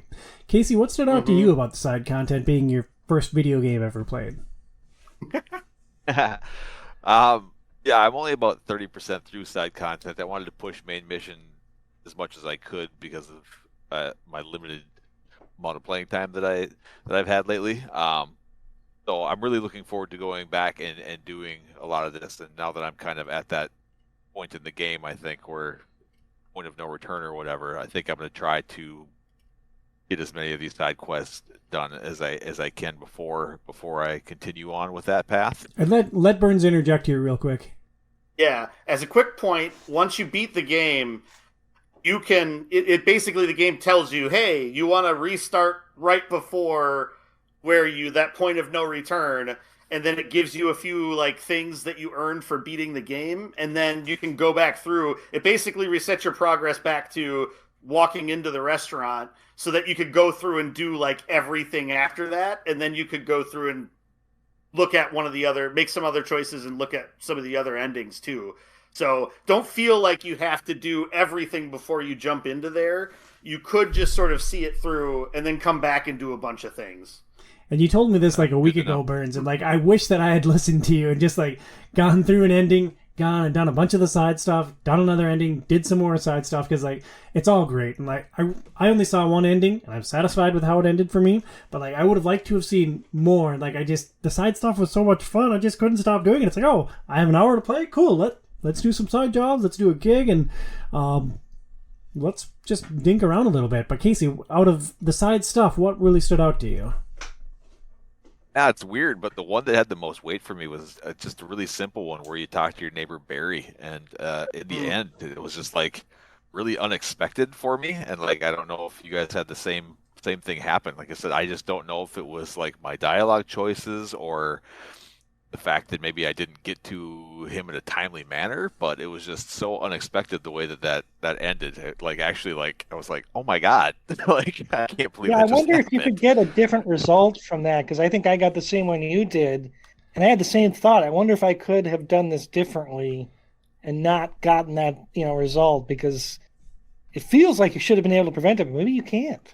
I don't think you can. And we talked about earlier whether or not we have any agency. I don't think that we do. Burns is just bursting to speak, but I have the microphone and I'm not going to yield it for anything. Because, like, Casey, did you go and see who his friend was? Like, did you see the middle part of that, like who he was mourning? I went through the whole thing. Like, you mean like there's a person you can actually go see? No, he's mourning a Guldarn turtle, a Gulrum turtle. His pet died, and he's distraught, and that's what triggers what happens to Barry. Interesting. I guess I don't remember that part of it, or maybe I didn't explore that, and it was just like I don't know. Maybe I You thought go it to was the somebody else, but either way, yeah. Go yeah. ahead. Because part of the mission has you go to the columbarium, which is basically where, like, since they can't really bury people or whatever, that's where like ashes of or remains of things go, and it's like that's a big memorial for things to go to, and so you go there and you find out it was a turtle. Well, so that's the continuation afterwards. So there's more to because like you No, find out what. That was the middle for me, because like I talked to him and like I went to help him, and I went and found his turtle ashes, and I came back and I had that result. That's so weird because I didn't do any of that. It was basically like so I talked to the cops that were outside. I went in, I talked to Barry. I left and did some other stuff because it said like go back to Barry's apartment in the morning or whatever. Well, you never go back in the morning, right? You don't go back the next day. You complete a whole bunch of other side quests. You do other missions. You go back like a week later and hear Barry like the finale of Barry, and I was like, holy crap! Maybe I waited way too long. Like maybe this is why this happened. I was a really friend and sorry, Tom. I was a really bad neighbor. So I don't know. Like it just like really struck me. Like holy crap. But like, and then the other ones that I talked about a little bit already, like the Delamain side quests, I thought were really fun. Like getting to explore all the different parts of the city. You can save Barry. I saved Barry, and I did it without looking anything up. Basically, after you get back from finding out it was his turtle that was dead, when you come back, you can talk to the cops, and if you tell them the truth and say, it was about a turtle, they're like, oh boy, he was more screwed up than we thought. And so then they go talk to him, and then he's fine because he has that support system. I was so close. I told the male cop that he was a big beehole, and because I didn't want to rat the dude out for being distraught about a turtle. It's like, okay, well, he's going through some stuff, and like I was trying to take an empathetic approach and not rat him out to his colleagues, and apparently that's not the right approach. I actually wonder if I just waited. I wonder if I just waited too long because I missed a lot of this. So like I was supposed to go back the next day, and like a week went by, and all of a sudden. Spoiler alert, guys, Barry kills himself. I'm like, what in the world? Like, yeah, I couldn't believe it. So, Casey, this is how video games work, especially RPGs. Like, you select a quest, it'll tell you where to go, you do the thing, you talk to the person, you grab the MacGuffin, you go back, you turn it in. Like, you don't stop midway through and be like, oh, let's go do a bunch of other stuff. Like, you do your quest, you turn it in, you get the reward. Video games. There's so many more shinies though, Tom, and I just don't have time for. See, I'm a bad friend. And I think this I'm one. Sorry, mission Barry. Was, I think this one mission was specifically built to be very touchy as to whether you did the right things or not. It would have a negative outcome. I think that was one that they designed specifically for that, which I thought it made sense given what it was about. So yeah, we've been very jokey about it, but it is it's a gut wrenching thing. Like we can laugh about it in hindsight. It's like how ridiculous is it that this whole scenario, but in the moment it was very powerful. All right, I think we are into our ending discussion. Is there anything else we want to discuss before Casey drops off here? we're playing Vampire Survivors next month. Yeah, Casey already do that. I know. Appreciate you. I'm already like 4 or 5 hours into that thing, thanks to my trip. I just want to mention Iowa. one really cool bit and ask if you guys noticed this. In the Matilda mission, did you guys see the movie playing in the theater? Did you recognize the movie? No, I didn't recognize it. It was Wild Jacks. It's an old 60s Western with Marlon Brando. And I was like, that is really neat. I don't know why they got the rights for that, of all things, to throw in here, and why they felt that was a good use of their money, but I thought it was a cool little surprise. I would have never recognized it with 1,000 guesses. Interesting. That's funny. Well, Casey, thanks for putting the time into Cyberpunk 2077, being a part of this discussion. You can follow Casey at Dr_Casey on X. Yeah, nailed it. Right. First try. And Casey will be back here next month to talk about Vampire Survivors. For the rest of us, for the survivors, for those who are still with us an hour and 40 minutes into this discussion, now we're going super duper spoilers. This is your super duper spoiler alert. We're going to talk about the endings of Cyberpunk 2077. To my knowledge, and I didn't look this up, there are 4 different endings to Cyberpunk 2077. Aren't there 5? There's 5. I had the number wrong when I was telling you, Tom. 5 endings. So let's talk about the choices that led to our endings, and was it satisfying? Mike, my first question for you: how many endings did you experience in this game? Only the one. I decided I was gonna play it straight, and I was just gonna get one ending. I didn't look up to how to get the various endings, and I just kind of went with what felt natural for my character. Awesome. Well, let's talk about what you did, the decisions that you made and what the outcome was. Then I'll talk about what I did, and then we will ask Burns a bunch of questions about the other potential outcomes. Sound good? Yeah. All right, Mike, we'll start with you. Well, I decided to not shoot myself. That was the first choice. And then I was talking to Johnny. I was like, screw it, I'll let Johnny take over, but I did not let Pan Am help. She wanted to. But, I was a nomad, and I felt like the one thing I didn't want to do was bring her nomad clan in to get all shot up. So we called, what's-her-face instead? Rogue? Rogue. Yeah, Rogue. That's funny. I was in a similar boat, but my thinking was a little bit different. I also let Johnny take control, but I didn't choose the nomads because I didn't want Pan Am to die. I love Pan Am. She is great, and I was not going to put her in harm's way. All the rest of the Aldecados could be cannon fodder for all I care. I was not putting Pan Am in harm's way, so I did the same thing as you. I chose Rogue with Johnny in control. I think we probably got the same ending then out of that. Possibly. I thought it was interesting to see a conclusion to their 50-year-old story, but there's a final inflection point when you're in the Matrix with Alt. There's 2 different things you can do there. Which direction did you go? You had the choice to either let Johnny take over V's body, or Johnny can disappear into the ether. Well, I had Johnny disappear. The way that Johnny and he had grown together over that time in the game, the other option didn't feel right at that point. If V and Johnny had been antagonistic, then I could see Johnny wanting to take V's body, but at that point he didn't want to. So I was like, okay, and we'll go that route instead. And they make it so hard, V's grabbing your arm as you're walking towards the abyss. I'm like, hey, yeah, I know what I'm doing here. I'm making this decision. It's like, oh, now she's blocking my way. I will walk around you, digital avatar of my avatar. Yep. So Mike and I had the exact same experience, and Johnny had promised that he wasn't going to take over V's body, so I held him to that promise. And Burns, you mentioned, I think off mic, that this was one of the disappointing endings. For me, it felt very satisfying, because from here, V goes on a suicide mission, and then the credits roll. It's like, oh, okay, well it's not a happy ending, it's not a tragic ending, but it's like, oh. The in-space ending was kind of neat, honestly. Yeah. I thought that was a really cool way to go out at the end. And she's just standing at the airlock with her pistol. It's like, all right, cool. Good ending. Great. All right, let's go on to Vampire Survivors. Burns. Rogue died.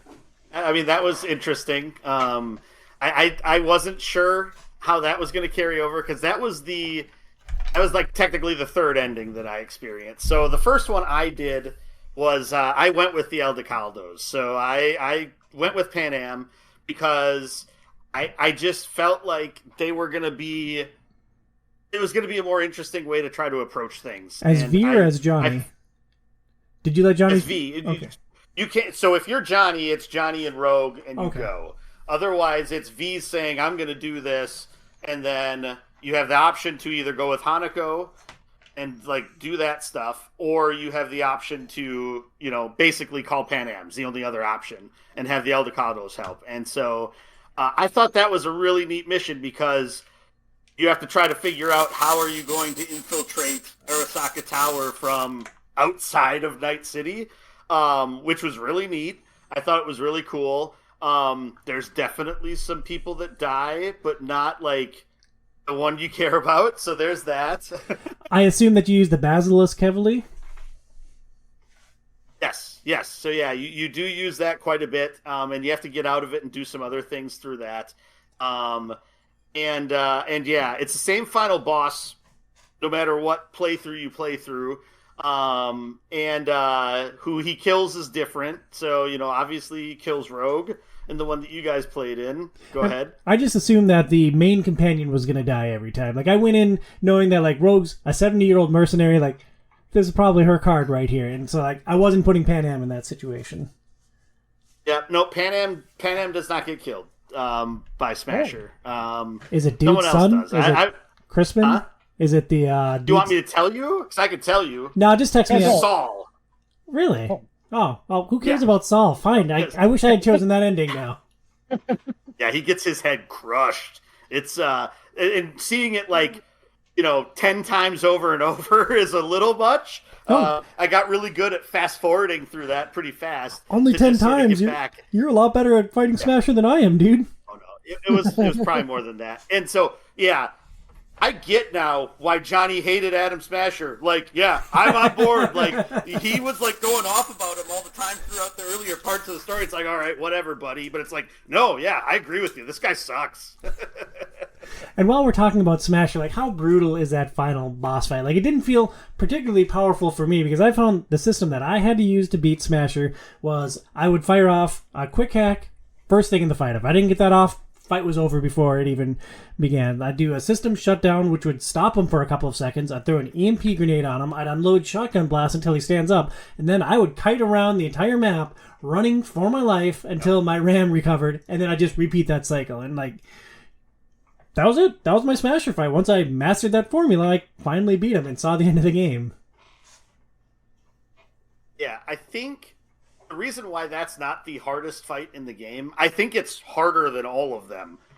I think because you're at max level and you have all your skills, it's really about knowing what your V can do best and maximizing that, because if you do that, you'll beat him pretty reliably. You're still going to run into some hard luck things where you get caught on something and then he gets like his massive firing at you and then you're just dead. Like you can't heal past that, or you're knocked down and then you get hit and then but I think a lot of it is just that, knowing what you're good at and then making use of that. So for me, it was like, constantly moving, dashing out of like any time he was shooting his rockets, just dash, dash, dash, dash, dash.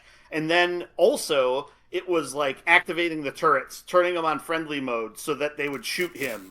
And then he would get distracted by them and try to take those out. And that gave you lots of opportunities to plug away at him. Yeah. And then using hacks to slow him down, crippling movement, which one that I had access to, and then I was able to shoot him a couple of times and then move forward from there. I didn't even realize there were turrets in the room. I thought they were just security cameras up in the corners. I had no idea there were turrets. They're on the floor, and so you have to, if you see them, they're on the floor, and you have to target them on the floor, put them up, and then you have to target them again once they're up to turn them on friendly mode. But it helped quite a bit to distract him and then at least ping a little bit of damage off of him. And a quick clarification for me, I didn't hit level cap. I beat the game at level 46. Oh, I hit level cap A while ago. before. Yeah. Yeah. I maxed out my street cred at level 37. Street cred Which seemed I to thought go. was crazy. It seemed to go pretty quickly. But Mike, how did you approach the Smasher fight? And were you in the same boat where you had to restart it 50 times? See, I was playing on normal, so no, I beat him first try because on normal it really wasn't that bad. I think the last perk I opened was the dash perk, so I was mostly just dashing around him, slashing him with a katana, and then I did activate the turrets if I needed kind of a break, just to buy me a few seconds. Plus, I had, I had a way to slow him down, and I had the shutdown too. So I pretty much just kept him off balance the whole way and cut him down after. It took a while because he had a ton of hit points, but I was never really in too much danger. So, Joey, with the experience that we had with most of the game being relatively easy and then Smasher being very smashful, do you have any regrets on playing on hard? Oh, I just, like I said before, I really just wish they had a few more difficult fights leading up to that so that it wasn't, so that I was a little bit more primed as to how do I maximize these difficult fights like this. Because it just makes it that much more frustrating when it's like, oh, okay, I got to completely relearn how I play at a high level because I'm not being challenged up until this one moment. And then not allowing to have a checkpoint like right there. So I just like start from when he like taunts you and then you run away. Like it's just a little more annoying because it's just like that extra minute to get to where you need to get to actually fight. So I think those were the things that made it more frustrating than anything, than actually like fighting him. But yeah, the El Caldo's ending is so much happier than the other endings. And I think part of it matters like who your relationship is with too and what they want out of things. But yeah, it was so much happier and positive. Did you want a happy, positive ending out of your Cyberpunk 2077 experience? Like, I kind of liked my grim, everything is ending, this arc is closing, ending in space. Oh, I guess I wanted V to have a happy ending. I don't know. Like, why not? Yeah, I mean, it's not like I was looking for V to jump into a meat grinder or anything, but, like, you know, you spend so much time with her and she's cursed and, like, she's dying, and it's like, oh, well, I guess you can't reverse that. Like, there's no coming back from it, so it's like, at least she's kind of going out on her own terms. Yeah, it's interesting because her, like, having the timeline still of getting sick and dying like doesn't pop up in that ending. It doesn't like linger longer down the line like the afterlife ending does, I guess, when you go the route that you guys did. So I thought that was interesting. I don't know, Judy's super happy to leave Night City as opposed to basically breaking up with you as you're going into space. So I don't know. I just thought overall it was just a little bit happier. Yeah, the Judy stuff was a bummer, but like, you know, V is just cursed. She's a very tragic character. But what were the other endings like? And like, what were some of the decision points that you could make along the way? Yeah, so it's basically just do you shoot yourself or not, that was the one I was not counting. And I guess to talk about the endings in general, the two things I really liked about how they handled the endings. When you get to like the very end and it pulls out from V and you're looking at V from the third person, I don't know why, but I just thought that was a super cool and impactful way to be like, oh, okay, this is my V that I created and this is where she's at or he's at. I thought that was just a really cool dynamic. And then afterwards, getting the sort of phone calls from all of your friends or the people that you had huge relationships with, I just thought that was super cool. Like, we didn't talk about Vic earlier. I love Vic as a character, too, just because he's kind of always there, and he's like the quote-unquote father figure that's looking out for you. But he can't be, sort of like if you're a grown-up and a father, he's not always around. He's just there at the very specific times that you need him.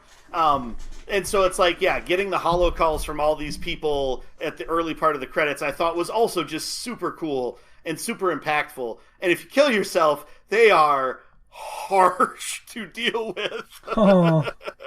So yeah, so that was interesting to sort of go through that ending that way. But yeah, the only other decision is you go with Hanako. Do you do it yourself with the Aldecaldos, or do you turn it over to Johnny? And then it's when you're in the AI realm, whether Johnny goes into the stream or V goes into the stream. And like if V makes the decision to say, well, if I go back into my body, I'm just going to die, you can actually live. I just thought that ending was actually super cool and interesting also to see, like, what Johnny's doing in a different body and how how different he is from the very beginning of the game. Like, I think you just see that so much.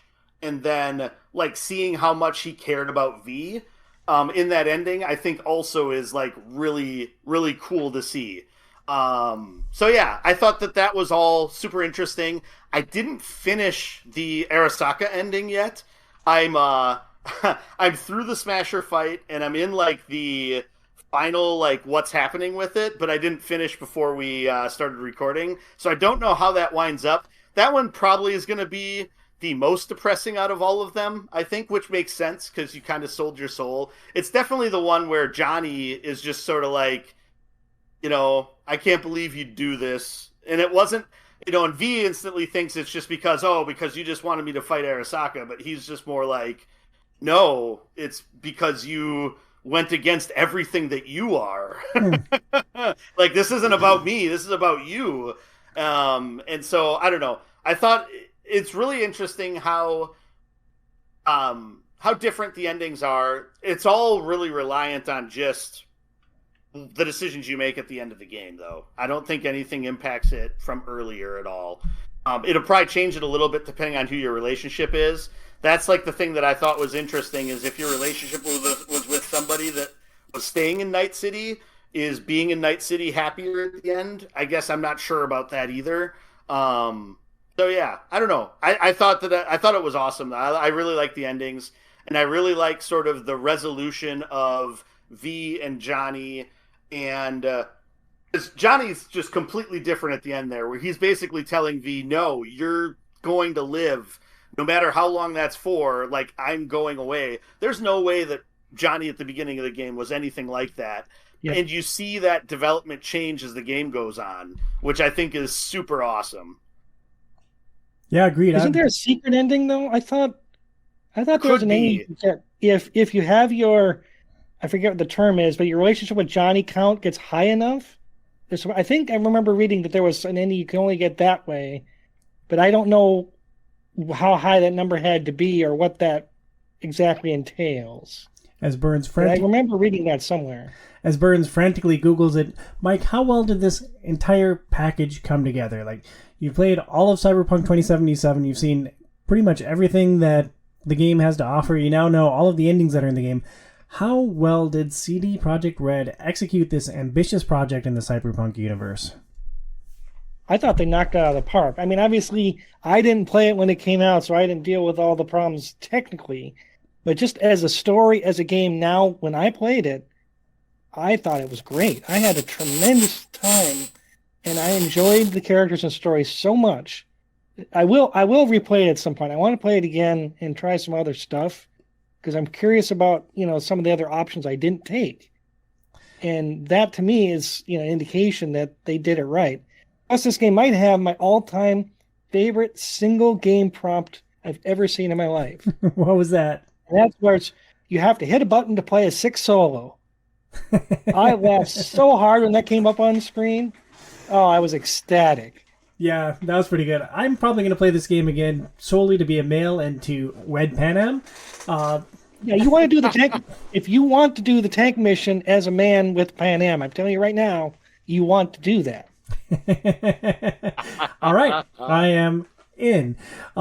This game was not the game of the generation contender that I hoped for. Like, I mentioned that was its ceiling in our part 1 discussion, but I loved it. I thought it was an awesome game. The narrative was incredible. The characters were phenomenal. Where it lacks just a little bit is it's a subpar cover shooter. You spend a lot of time blasting dudes, and, like, it wasn't my favorite game for, like, shooting dudes, but that's fine because, like, everything else was awesome, and I loved my time with Cyberpunk 2077. I like, if I was going to put it on a 0 or 1 to 10 scale, it'd be like a 9 to 5-ish probably for me. So I thought it was awesome. Burns, first question, what did you learn about a secret ending with Johnny? Yeah, so it doesn't actually change the ending you get, but so apparently what you do is you tell Johnny that you want him and Rogue to go. And then the next sort of screen pops up to sort of say, yes, that's what I'm going to do, and I'm going to take the pill. If you stay on that menu for like 5 minutes, it says, And eventually Johnny sort of interrupts and says, well, how about this plan? And then basically you go solo with Johnny still in your head into Arasaka Tower. And then basically at the end, so basically if you die before you get to the Mikoshi, you just die, and that's rolls credits. That's the end of the game. But if you succeed, then you get to choose between whether Johnny goes into the light or you go into the light, basically, is how it goes. Basically, Rogue doesn't die in that one, then.